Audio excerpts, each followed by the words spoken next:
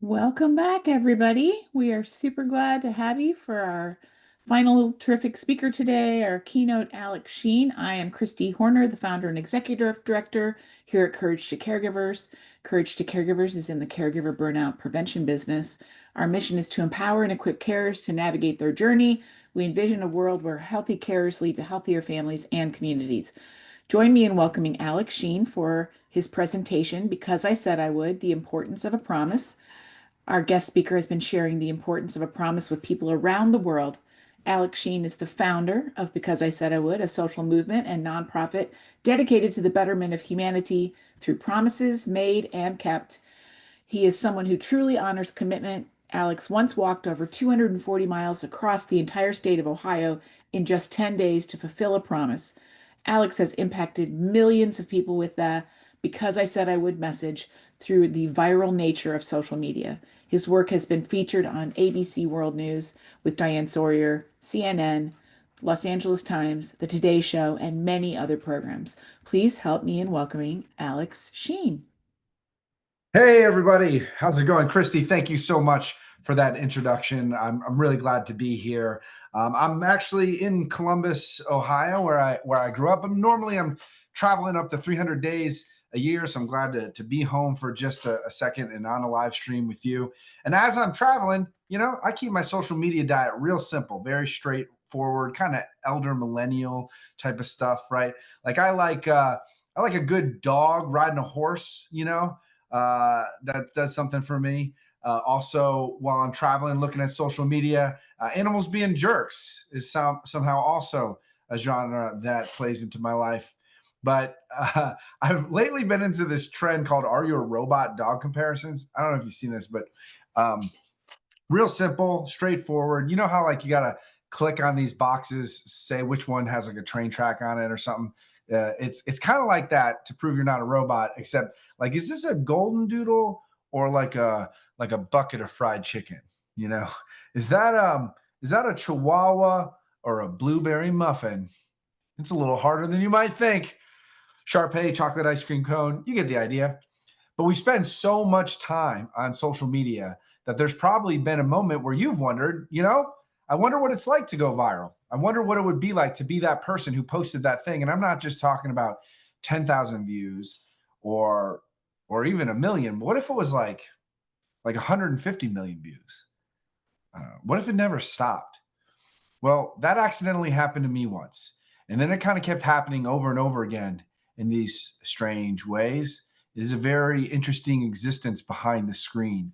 It would teach me a lot about human behavior and how to be resilient. And actually, my story has to do with the caregiver in several different ways. My story, though, doesn't have anything to do with dog memes. Wish it did. My story actually starts with my dad, shown here.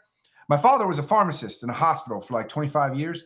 But growing up, I just thought of him as an average dude. I even remember when I was a little kid, right, a little baby wavy.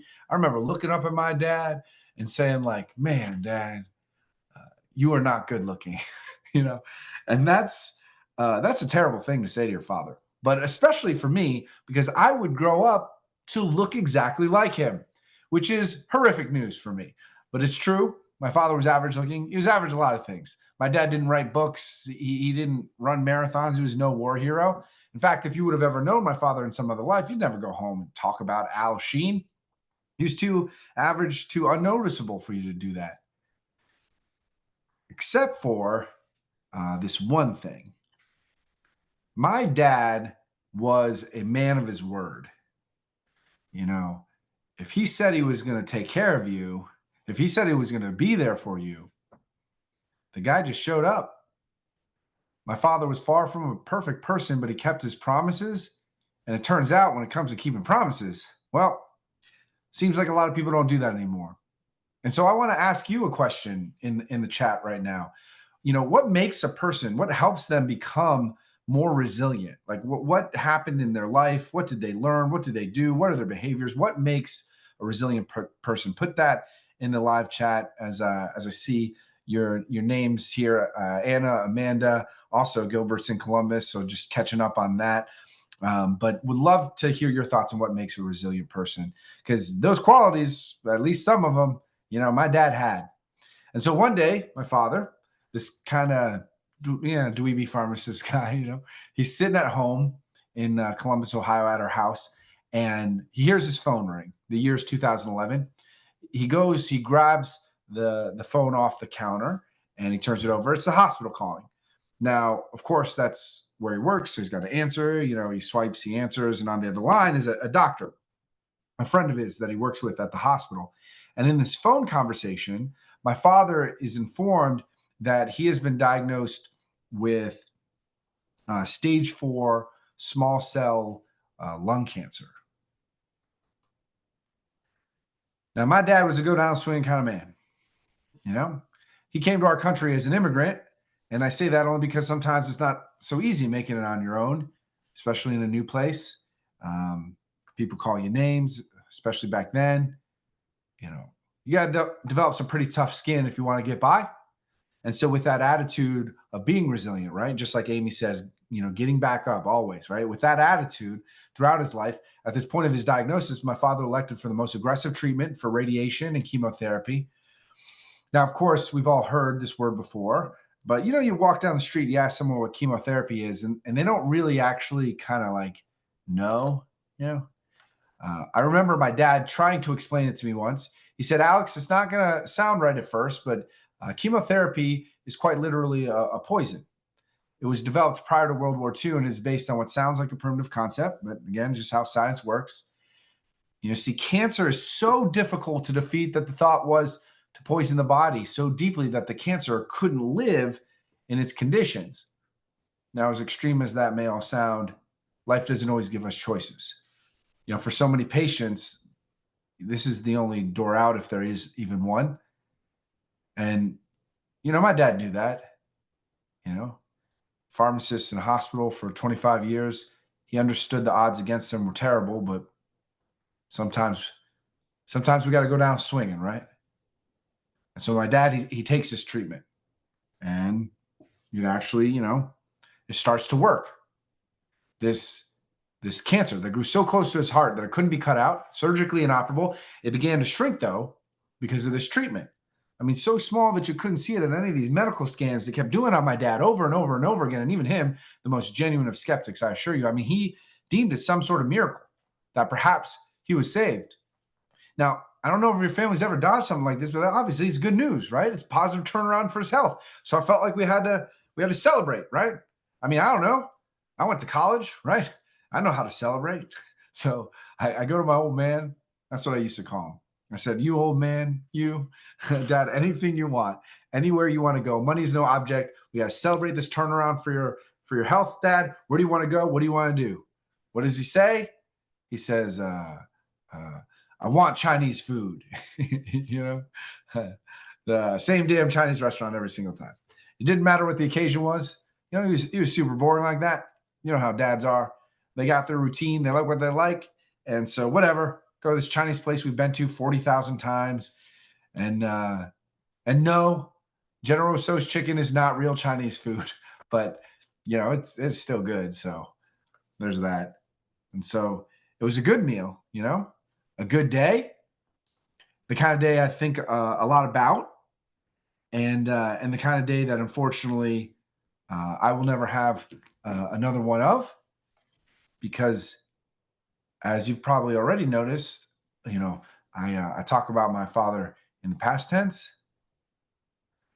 Yeah. I try to be the best caregiver I could be.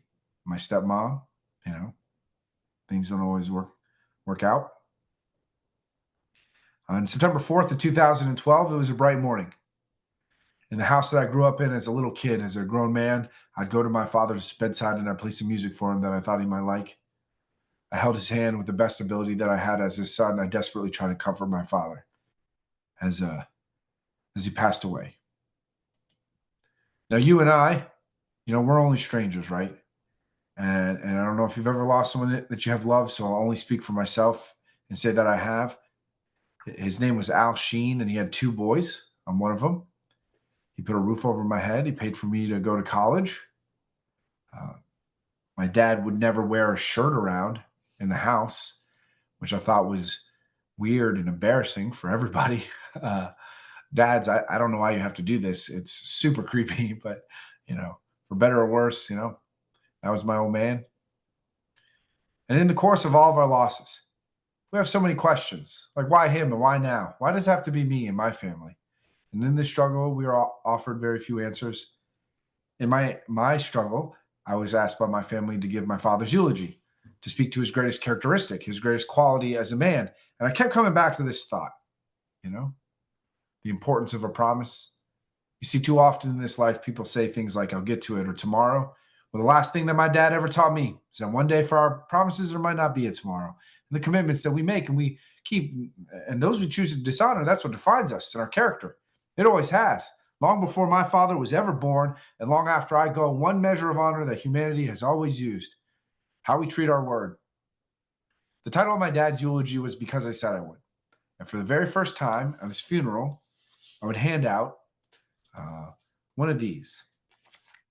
I called it a promise card. On the front, it says Because I Said I Would. On the back, there's nothing else. It's very simple to use. What you do is you take a promise in your life.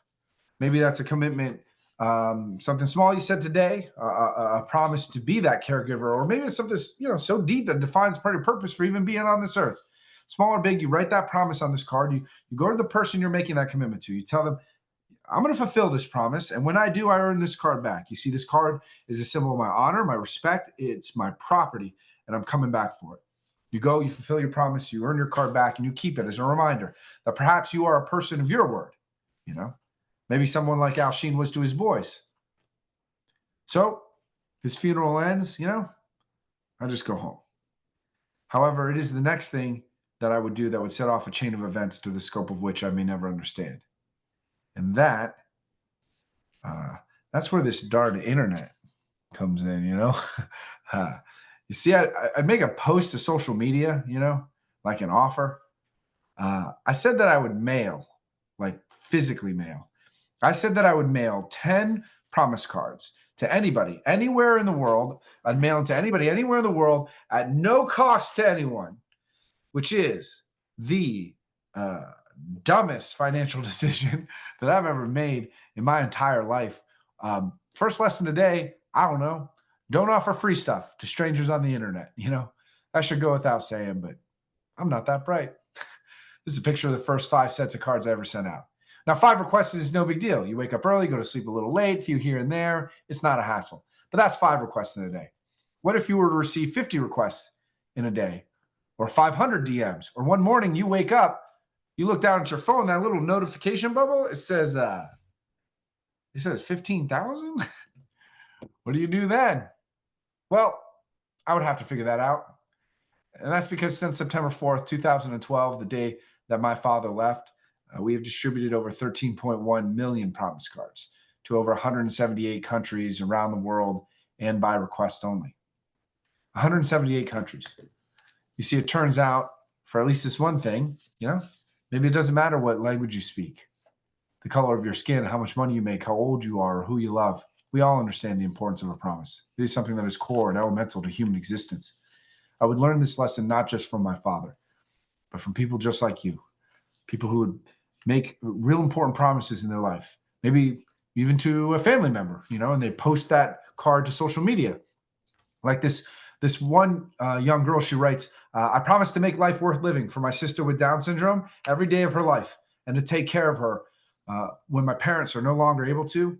A promise can be in recognition of a simple fact. Like this young man in the Czech Republic, he knows, he is certain that somebody somewhere has got to need that half liter of blood more than he does. So he commits to helping the sick or the injured. Single pint of donated blood can save up to 3 lives. That's a fact. Now, these cards weren't always used the way that I described, not always an exchange between 2 people, maybe just used as a personal reminder in a creative way. Like this one woman, she wrote, I promise not to text or Facebook while driving, but instead of giving that card to anybody, she just put it in the console of her car, in the storage. And every time she would get in her car, she would take that card out. She'd put it on her phone and twist it like a physical lock screen, a reminder that she cared more about the safety of a stranger than a text that most certainly can wait. Now, in all the promise cards that have ever been written and all the people who have used them, there is a genre that is my favorite. And that's because I play favorites, right? I love seeing promise cards from little kids, right? Like a 4-year-old trying to order the future with their little brains, right? Their grammar's all off. Or maybe this 5th grader in Fresno, California writes, "I will never get in jail." uh, Sentence structure is a little off, but we can count that, right? And so I want to ask you this question. You might call it a promise, you might call it a goal, but in the chat, I'd love to see, one of your commitments. What's a promise or a goal that you're working on in your life? And Hope, I wanted to acknowledge and thank you for the nonprofit that you run, Grief to Hope. I'll share a little bit more about our programs. Maybe we can even partner together. And then I want to say Seydao. My pronunciation is going to be wrong, but Seydao Mwanya. Please accept my deepest condolences for your loss. Understanding that how deep that loss is, it's very tough. But what is one of those promises that you have a goal in your life? And as you're thinking about that, some of these cards would go viral on their own, right? Forget about my TED Talks or whatever.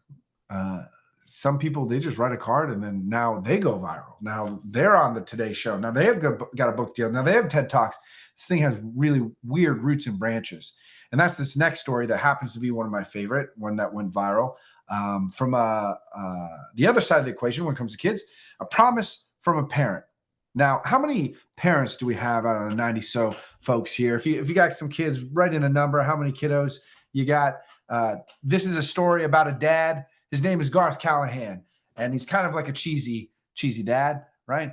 Now, some of you might know a cheesy dad. Some of you might have a cheesy dad. But this dude is like level 9,000, right?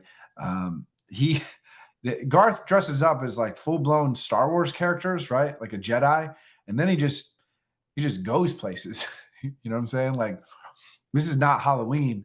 This is like a Tuesday in Garth's life. And so he nerds out. He embarrasses his daughter along the way. And that's the most important part of the story. Garth has one daughter, one child. That's it. Her name is Emma, pictured here in the 2nd grade, pictured here in the 8th grade. Now, ever since Emma was about in the 2nd grade, she started receiving these little napkin notes in her lunchbox. Do you know what I'm talking about, right? Like a little words of encouragement scribbled on a napkin from her dad or whatever. All right, so picture this. You're an 8-year-old girl, right? You're skipping to the lunchroom or whatever 8-year-olds do to get from A to B. You sit down at the lunch table. You take out the PB&J, the apple slices, the chips. Then you see something like this. Yesterday's home runs don't win today's games. Babe Ruth. She played softball. He thought that was good, and that's great. But maybe the next day, dad's feeling a little aggressive, right? And he writes, hey, remember that guy who quit? Neither does anybody else. Like, what, Dad? I'm an 8-year-old girl, you need to pump the brakes at 6 a.m. when you're writing these things, right? But, they just keep coming. And parents, you don't always know what to say to your kids, It's tough, but you just try. And you can't ding them for that, right? Trying. Now, my dad never wrote me any sort of napkin notes. He showed he cared in other ways. However, unfortunately, there's something else that Emma's father and my father, something else they have in common, and that's in his kidney. Garth is sitting in a small white room, a doctor's office, hearing for the first time. He just doesn't understand what it means entirely. Stage 4 cancer of the kidney. He says to the doctor, well, we'll just remove the kidney, right? Or chemotherapy, whatever it is. I got a daughter to take care of. We'll just move forward. It'll be all right. The doctor says to Garth, I'm sorry, Garth, but you're going to die of this. He's given an 8% chance of living past 5 years. These 2 pictures were taken 46 days apart. Sitting by himself at the kitchen table, all alone late at night, Garth thinks about this concept of time and how we have spent it. Who is it that we are truly committed to, that we love? These are the thoughts that would go through Garth's mind late at night at the kitchen table. And in these thoughts, strangely, he would start to grab a bunch of calendars, which is a little weird. And he would do this calculation. decide to write a promise card. Garth wrote, I will write 826 napkin notes for Emma. You see, that is one note for every day of class Emma has left until she graduates from high school. So that no matter what happens to him, no matter the day the last goodbye, even if he can't be there, oh, that note's still going to be, because every single one of them has already been written in advance, just in case. Dear Emma, sometimes when I need a miracle, I just look into your eyes and realize that I've already created one. Love, Dad. You see, our supporters, and perhaps even you, so many of us are put to moments of life adversity where we are not sure what to do. That sometimes a promise, a commitment, almost feels crushing a little bit. Like you have all these choices to make in this moment of change. And that's how a promise can feel, right? Crushing. But over the years, I've started to see it a little differently, that perhaps a promise isn't all these choices, but maybe it is the elimination of choice. Maybe it's telling yourself, you know what? There's no more option A or B. There's no more maybes or ifs or thens. Kind of tired of thinking about this. I'm going to choose a path, right? I'm going to do what's right. And I'm going to put what I can in my control, and at least I have something to focus on, you know? So let's get to work. Sometimes a promise can do that for us. But even doing this for so long, regardless of what the journey's been, I don't even know if I was born to be this so-called founder because I said I would, right? Like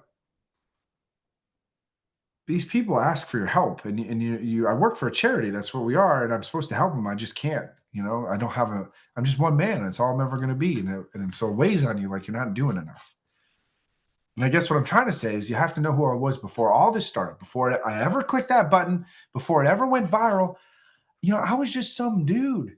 I was just some guy sitting behind a desk working at a software company, which is super stereotypical for an Asian guy.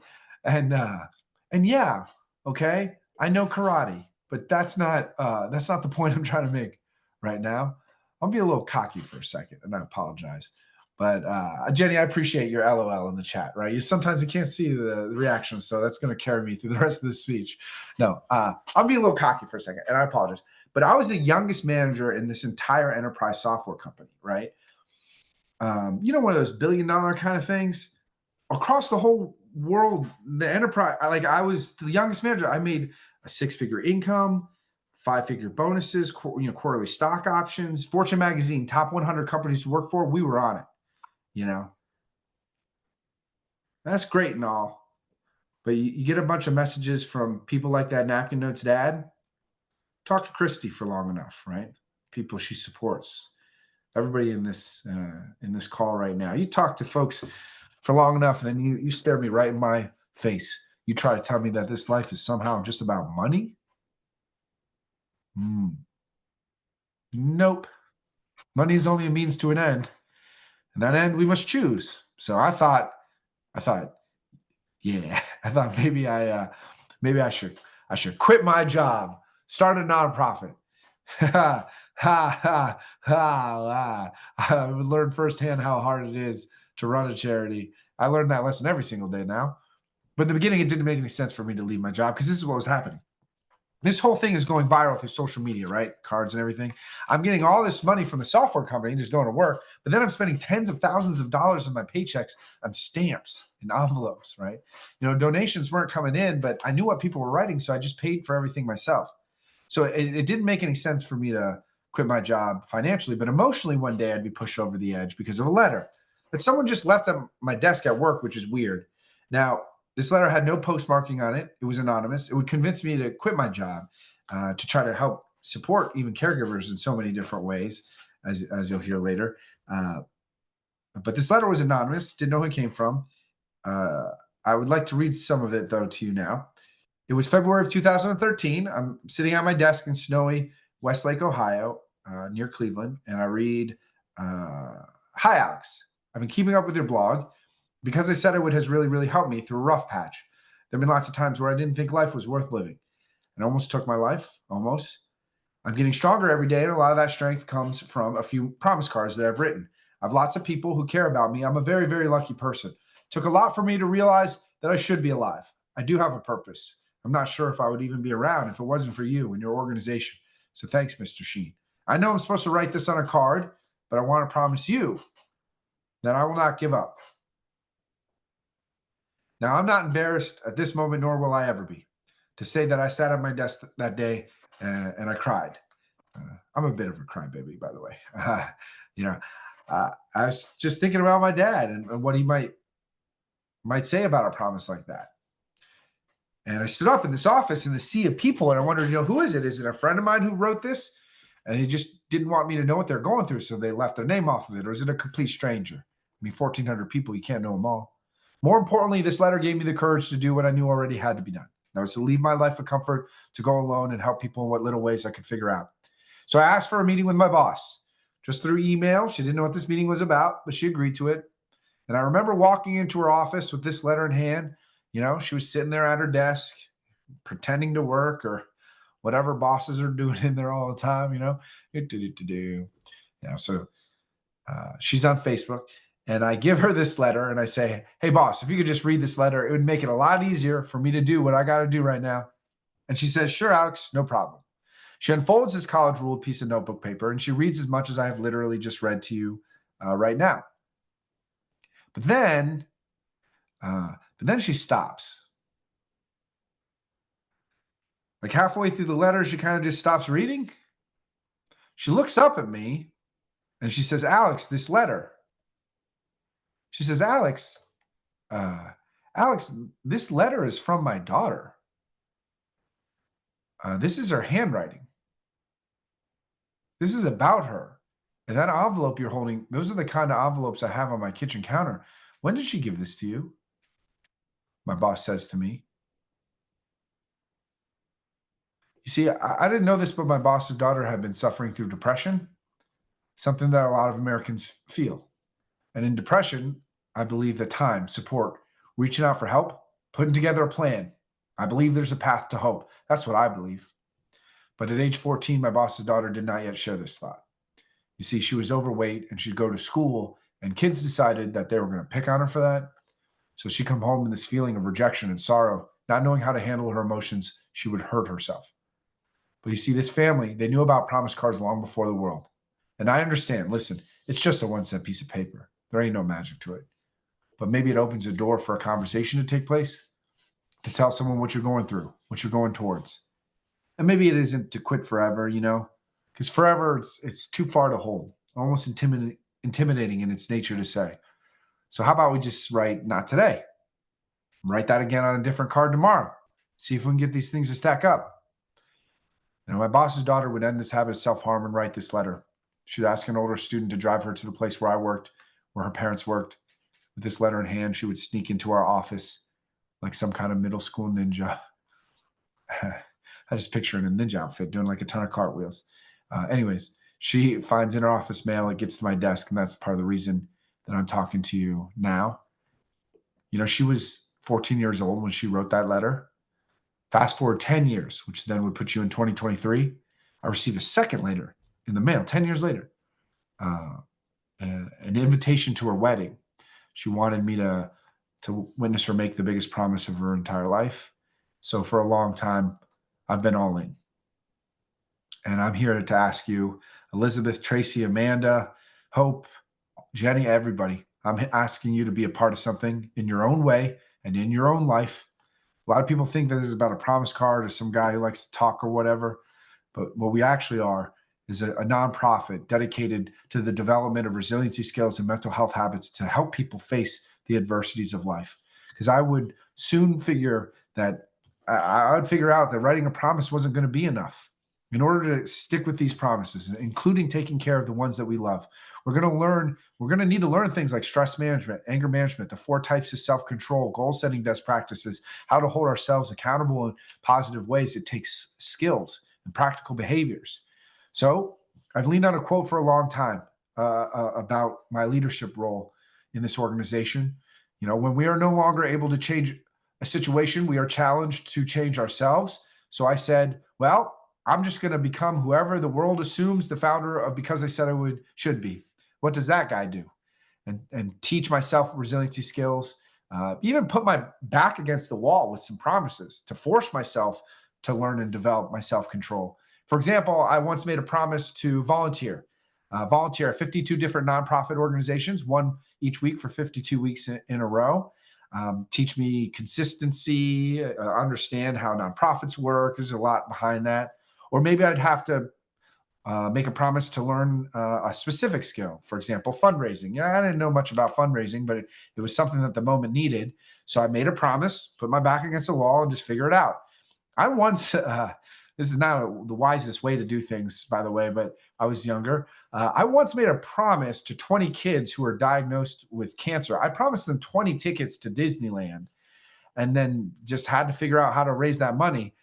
Thankfully, I was able to raise not only 20 tickets to Disneyland for these kids, but actually 100 tickets so that they could go with their friends and their families. This woman looks like I just punched someone in the face. Their reactions and surprise were ridiculous. Even the thought of self-control of physical movement. Sometimes you got to get around and get things done. Chores or just moving. And so I once made a promise to walk 240 miles across the entire state of Ohio for a charity walk. Now this has been a while, but if you remember, there were three women. They were named Amanda Berry, Gina DeJesus, and Michelle Knight. They were kidnapped and held captive in the basement of a home in Cleveland, Ohio for 10 years. I walked across Ohio to raise funding for them so early on in their recovery. And so, for the rest of my time here, I could tell some more stories, right? And we can laugh and cry together and all that good stuff. But to be honest with you, that's not going to make it any easier for you to wake up and be a caregiver in your own way, to face the adversities in your life. So if it is true that I've spoken to over 10,000 people one-on-one, forget about speeches, but I'm talking about actually just a conversation with someone and asking them, how did you get through it? How did you maintain your self-control? What was your mental health habit, right? If I have done that, what are some of those perspectives? How can we make this resilience easier? So, I don't got enough time to go through our whole curriculum as a charity of what we do in prisons and schools and all that. But I talked to Christy, the team, selected 4 perspectives that might help. And so the first resiliency skill and mental health habit I'll talk about is called Edward de Bono's 6 thinking hats. Now, this is a very specific sort of personality model, not a perfect science, but developed by a clinical psychologist named Edward de Bono, Cambridge and Oxford, kind of one of those guys. And it's really about specifically how you address critical thinking with new ideas. Because the truth is, when you come to a life adversity, everything's new. You haven't been there before. And how do you handle new ideas, those types of changes? Are you a white hat? Are you a personality that likes objectivity? Like they like fact finding. You want numbers, like a Excel spreadsheet, a formula maybe. Or are you a red hat? That's a little bit more about emotions. What is Jessica going to say about that, or the family, or the organization? Are you a black hat, where you hear an idea and you're like, that idea is the worst idea I've ever heard, and here's why, and you poke holes in it. But honestly, caution and pessimism isn't a terrible thing. It keeps things safe. Are you a yellow hat, the exact opposite, where your hope and optimism, you really, you're like, that's the best idea I've ever heard. This is amazing. Let's celebrate before it even happens and go to brunch or whatever. Or are you a green hat? You hear a new idea and it almost is like it goes over your head because you just start coming up with new ideas. You're like, oh, that makes me think of this and this and that. And, you're really creative and inventive. Or are you a blue hat, where you're really looking for a direction? You're looking for organization. You're looking for, a process. Forget about if the idea is good or bad or emotional. Like, how do you get this done? So I want to ask this question to all 90 of you right now. Which hat do you identify with the most? And I'll put it back on screen here for a second. Just type it in the live chat. Which color do you say, I probably am this hat a little bit more than the others? Type that in the live chat. Also, why do I keep calling it a live chat? Like, clearly it's live. That's what a chat is, Alex. Anyways, looks like we got a bunch of reds here. That's good. And yellows, we need that yellow. I like it. And so the thing is, and I like what Amanda said. She gives a couple different colors there. You actually probably think in a pattern to some degree, right? Like, to me, I was born a green hat, but I went to school for market research and competitive intelligence, or that's what my career was about. And some of my academics in studying marketing, so I'm like a white hat. I like numbers. I like to prove something out a little bit more. But then as a CEO of a charity, I got to keep people safe. So I'm a black hat. So I'm kind of like green, white, black. And it's not a perfect science. It's just an exercise in self-awareness. But here's the ultimate tip for this particular exercise. Time box these hats. What I'm trying to say is when you come to a moment of adversity, literally say, I'm going to sit here and with a watch clock for 2 minutes, I'm going to think red. I'm going to think about the most red person in my life. My aunt's a little emotional, Aunt Michelle. Like, how would she think about this? Okay, time's up. Go to the next one. Black hat. Who's a black hat? How would I personify that? Let me think about it through that and give it that time if you're really facing an adversity and you need to critically think through it. All right. So the second resiliency skill and mental health habit I'm going to talk about is perhaps the most powerful word in all of promises. But to give context to this word, we're going to go back to a piece of research, a very strange study conducted in 1951 that would teach us something about human behavior. In 1951, 7 people are placed in a room. They're told they're going to participate in a vision test. Now, all they have to do in this vision test is say which one of these comparison lines. Is it A, B, or C? Which one is most like the target line? Now, you can see here, these lines, they're not even that close, right? So everyone's like, yeah, we get how this test is going to go. The answer is A or whatever. And just move forward with the real tests researcher guy. And so they do. Comparison 1, put on screen. What happens? One after the other. Everybody gets it right. Go to comparison 2. What happens there? Same exact thing. This is getting boring. But then something happens in comparison 3. First person gets the answer wrong. Now that's kind of strange because these lines aren't close, right? So maybe an anomaly. But then the next person also gets the answer wrong. And then every single person after that. I mean, that doesn't make any sense. How could that possibly be? Well, to answer that question, we will have to pull the veil off this charade, for this isn't a test about vision at all. No. No, this is a test. This is a test about conformity. Because those first 6 people are just actors. They're paid to say the wrong answers. The only person being studied here is the last one. Researchers wanted to understand, could you get, through pressure and precedent, that last person to say the wrong answer? Now, when you do a vision test like this with no actors, no pressure to conform, right? Real vision test, you only get 2% wrong answers. Like I said, the lines aren't that close. You introduce those wrong answers though, those actors, and wrong answers will go up 37 times. 37 times the number of wrong answers. Now, why am I saying this in the context of commitment? Caring for others. Forget about being in front of a group of people. You ever been in front of one person? And they say, oh, Thursday, 4 o'clock, you can do that, right? And you're like, yep, yes. I barely heard what you said there, but I will commit my life to it, And why do we people please like this? Especially the yellow hats out there, the red hats, right? Well, you want to make people happy. That's a good thing. That's a good thing. We need more of that. However, if you make a bunch of promises you don't ever end up keeping, we're not doing favors for anyone. Because as soon as we make a promise like that, it's charging a compound interest of disappointment every day. People are giving up opportunities, resources, time for something that simply will never occur. So to me, the most powerful word in all of promises, it's not yes. It's probably no. I started to notice that our supporters who in net got the most done, not just keep the best batting average, I'm saying actually got the most done, finished. They had this very respectful and professional way of saying no to so many things. And is that to deny good things in this world? Clearly, we need more good things. That's not what I'm saying. I'm saying to reserve time for the promises you have already made and that good that we still need to honor, right? Instead of living a life where we just have a bunch of half-done stuff on a shelf. So I would run into this problem constantly, the courage to know, because I give like school assemblies. And by the way, if you know anybody who's like looking for a school assembly speaker or something, I don't know. I guess I do that. But the kids, they get like promise cards and then they come up to you afterwards and they wave the cards in your face and they say, hey, promise man, make me a promise, and it's just like follow them on TikTok or whatever.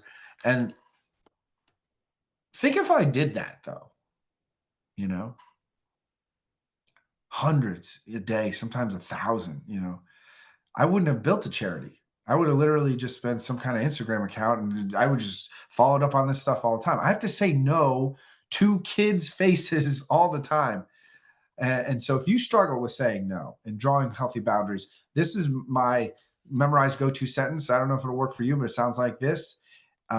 Hey, Cassie, listen, I respect you too much to make a promise I can't keep. I'm sorry, but I'm going to have to pass. And there's two things to this. One is I think memorization is wildly underrated for leadership because, like, what we always have the best facial expressions, the best tone. No, we get nervous and embarrassed, anxious. But if we have a sentence memorized, we may feel very uncomfortable. But if we can just blurt that out, at least we take a step in the right direction. And the second part is the word choice: respect. I respect you. I respect you enough to be honest with you. So if you don't feel like you're being compassionate enough, remember that honesty is a form of compassion too.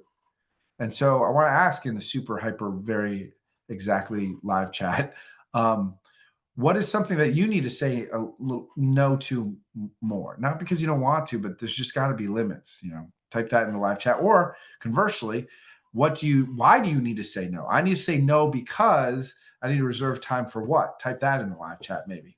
Okay, let's keep trucking here with our third perspective and skill and resilience. My number one motivation tactic. Now, this is called cognitive reframing. It's a basic psychology 101 thing. I didn't make it up, but it works for me. And I'll explain it, though, with an example.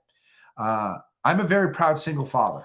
I have an 8-year-old girl and a 6-year-old boy. Okay.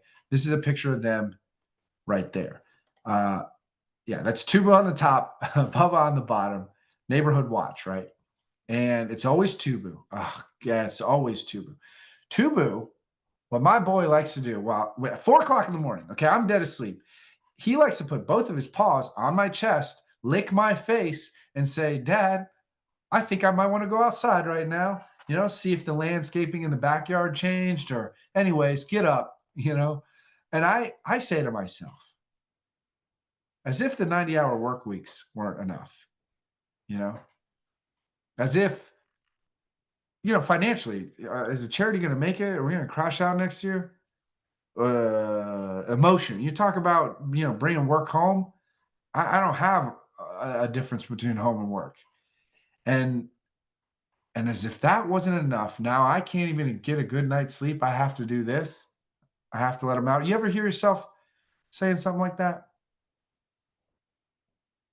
Well, you see, I don't have to let these dogs out because you see, before I had them back in 2020, I had a dog for 14 years. Her name was Kimchi. She was the center of my universe. And I know not everybody's that way with their pets, but this is the way I am with mine. And back in 2020, my Kimchi passed away. Do you have any idea, like the small fortune I would scrape together and trade you right now for 5 more minutes to let her out at 4 in the morning? 5 minutes is all I need. Well, I get those days with these two. I live in a house that even allows me to have dogs. Some people don't have that. I don't have to call my grandparents. I'm 40 years old. I still have grandparents to call. I don't have to do anything. I get to.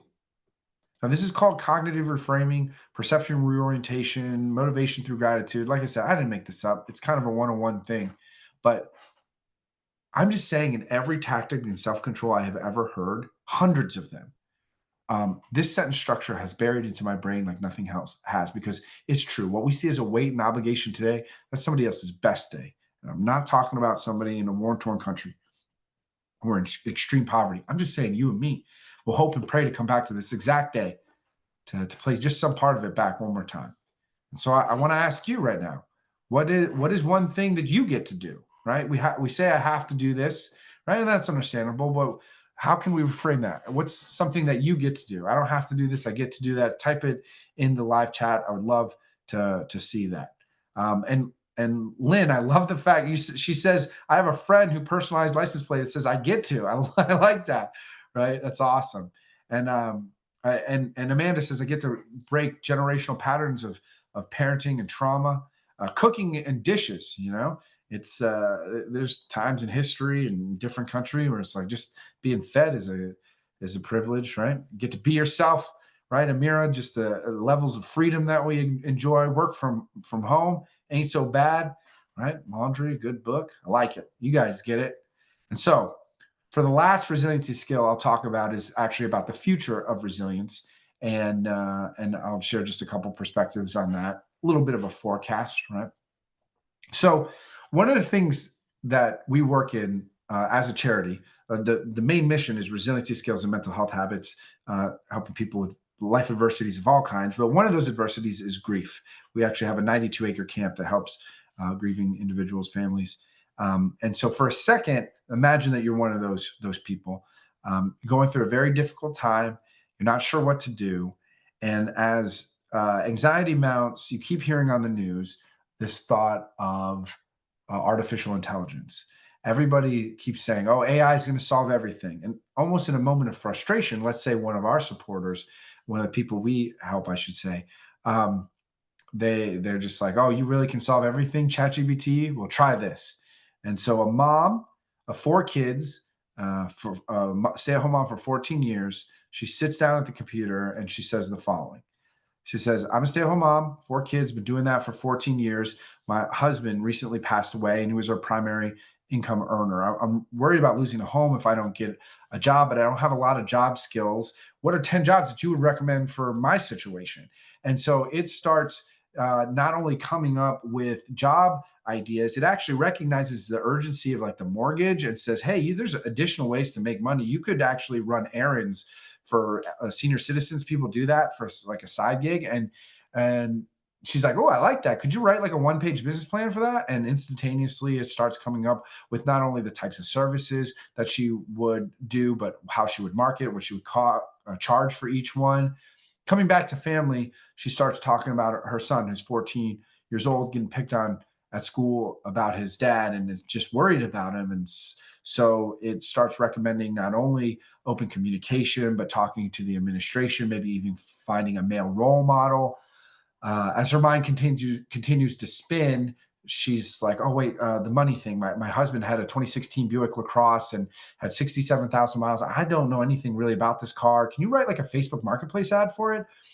It starts pulling the exact not only the make, model, and year, but like the features of that car, how much it would cost in today's market with that mileage, prices it out, and writes the whole thing for her. Listen, like I worked at an enterprise software company for 6 years. I'm a bit of a nerd, and I still don't know what's behind that screen. I don't know what's happening. But what I do know is that for someone who finds themselves in a tough bind, where they don't have enough time, where they got to figure out and solve problems, they feel behind all the time. AI is nothing short of a cinematic miracle for people who are under resourced. Absolutely, artificial intelligence should be adopted to face life's adversity, not trusted blindly, of course. But this is. I feel like I'm living in a simulation. But I mentioned that I would mention some kind of forecast, because what happens to, I don't know, humanity and society if this is where we're headed? Well, let's learn from the past. Somewhere in like the sophomore year of high school, they taught us about the Industrial Revolution, right? 1761, huge leap in technology. None of us were probably paying attention that day. So I'll remind you of what happened. Like when I say huge leap, I mean horse and carriage to a steam engine train. A steam engine train can carry 10 times the load and travel 4 times faster. That's a 40 times multiple in productivity. And so what happened to like our jobs when things got so much easier in so many incredible ways? Well, we physically didn't have to pull chains and ropes and dig ditches and push with our legs and like we started sitting behind desks as I am right now. And so many of us work. And so we physically got softer because, work didn't require exercise. So what did we do? We invented gyms. We invented treadmills and strip malls that go nowhere, right? Which honestly, like in the early 1900s was extremely bizarre. The thought of you're going to pick up weights and just sit in one spot and for no reason lift them up and down was almost unhinged, right? But we recognized that there was an absolute necessity, a biological reality that we needed to stay active in order to keep the organism healthy, right? So then my question to you is, what happens when what gets easier is not physical movement, but the act of needing to think at all?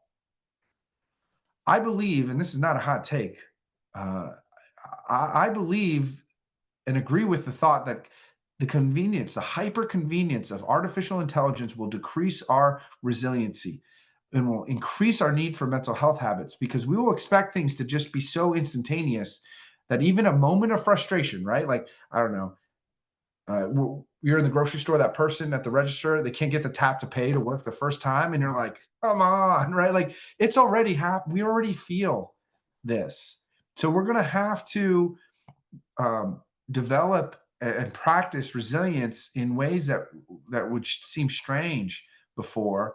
Um, but I just wanted to share a couple of those perspectives, right? Six thinking hats to critically think around your problems, the courage of no. You can't say yes to everything. And I don't have to, I get to reframe the weight or even using AI. I want to ask you this question. Which one of these, which one like resonates with you the most? You can just type in one, two, three, or four. Go ahead and type that in the live chat. For me, it's number three. I don't know. I use that all the time, but I love to see a little variety here. So courage and no, six thinking hats, got one up there. Future resilience, awesome. So these are some of the perspectives that we work on in schools, right? Like we have programs in schools, we do assemblies, all that kind of good stuff. We have a high school chapter program that does 9 resiliency workshops a year, and I'm very proud of that work. But at the same time, to help these kids build resiliency, we just need more time in many cases. So I signed away my life to some, bankers or lawyers or whatever, and we purchased a 92-acre summer camp 2 years ago. This camp and retreat center is a place where tragedy turns to hope and hope becomes a plan.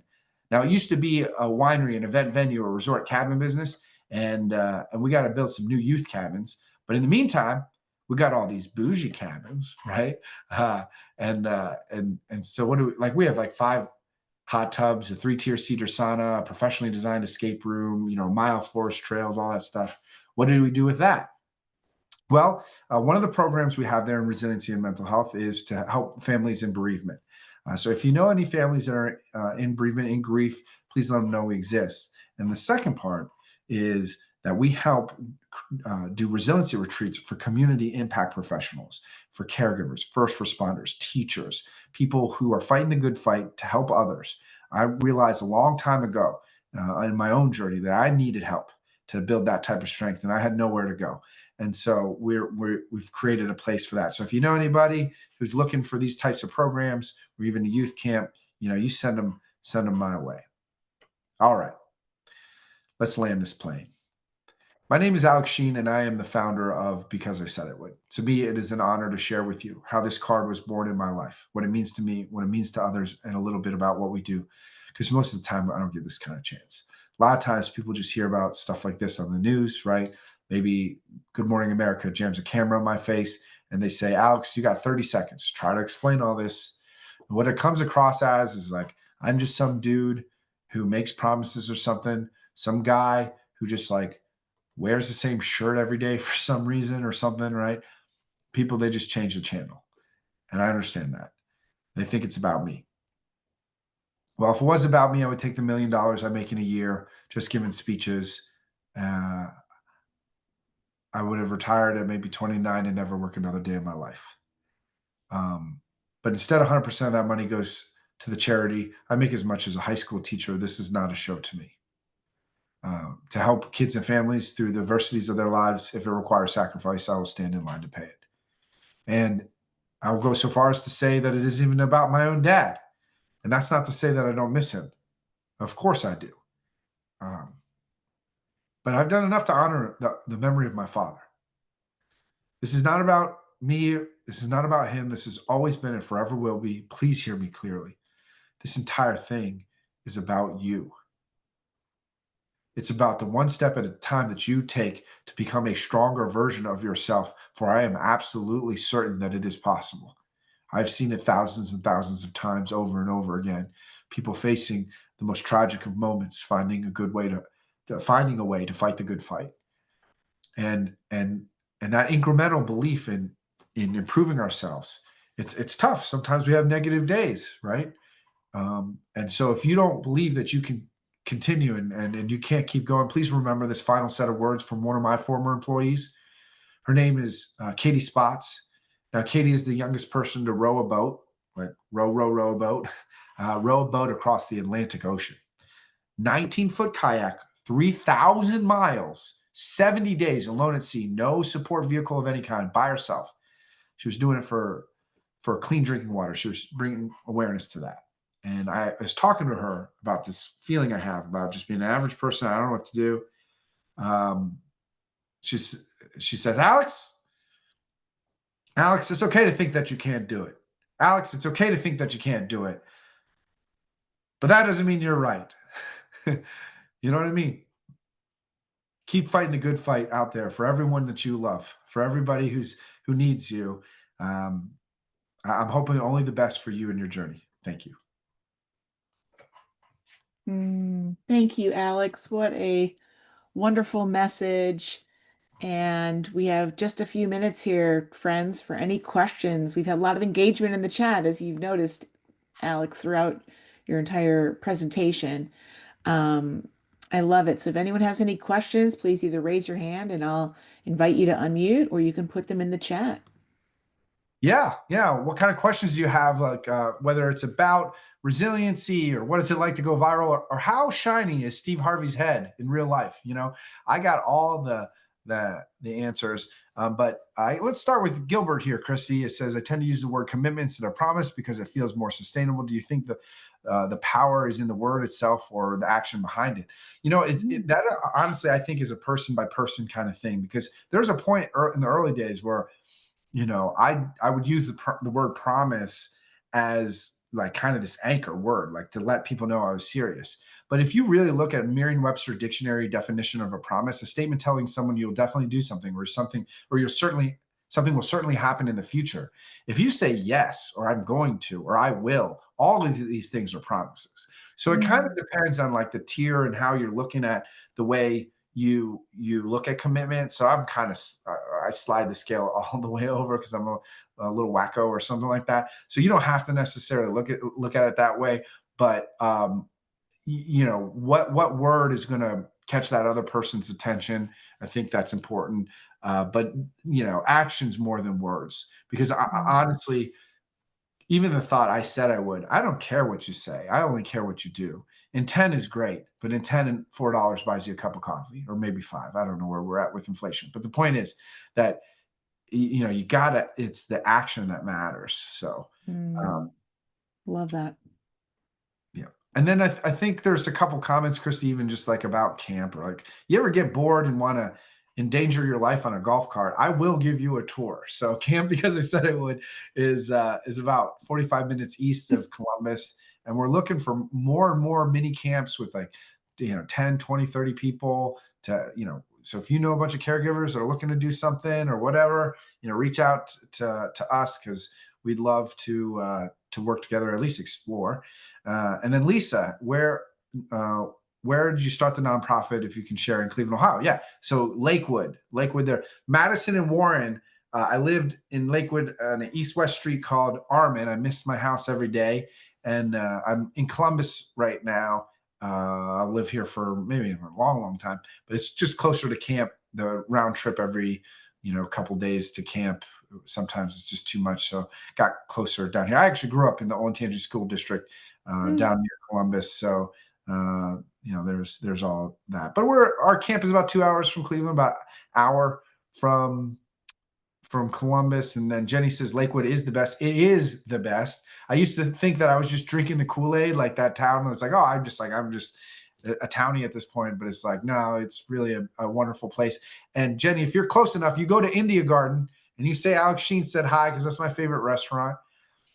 Connie asked the question, do you guest speak at organizations? And if so, how do you set that up? Yes, absolutely. I speak at schools and prisons and all kinds of stuff. I speak at companies and I don't know, whatever it takes to keep this thing going. If you're interested, just email me here. I'll go and just type it. probably shouldn't give my email to 100 people at the same time, but my mom didn't raise me right or something. Um, Alex at because I said I would.org. Does that work? Click. There we go. So yeah, you can email me. I'd love to connect with people on LinkedIn, but we just keep busy. I do about 135 speeches a year, so I try to do as much as I can. Let me see if there's any question. I want to be a voice for children who are in children's services that are wanting to be back with their family. Yeah, I just spoke to the Franklin County Children's Services maybe a month ago. So definitely, Lisa, you know, echoing the feelings in that organization as well. So, with that, thank you so much for your questions. Don't be a stranger. Reach out to me. I'm not hard to find. I really appreciate Christy and all of her team's work in supporting everyone on this call in the ways that they do.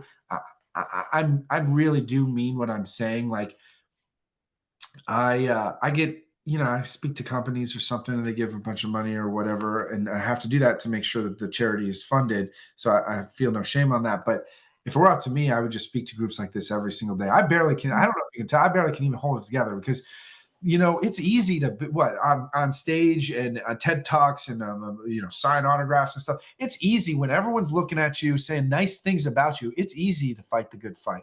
What's real hard is to be a teacher at an inner city school, is to be a parent or a sibling taking care of their loved ones at home when no one's looking and the days get long. That's real commitment. What I'm doing is artificially motivated. You're just getting pumped up every day. So you guys are an inspiration to me in a very real way. So thank you again. Thank you, Alex. It's been such a pleasure to have you today as our keynote. And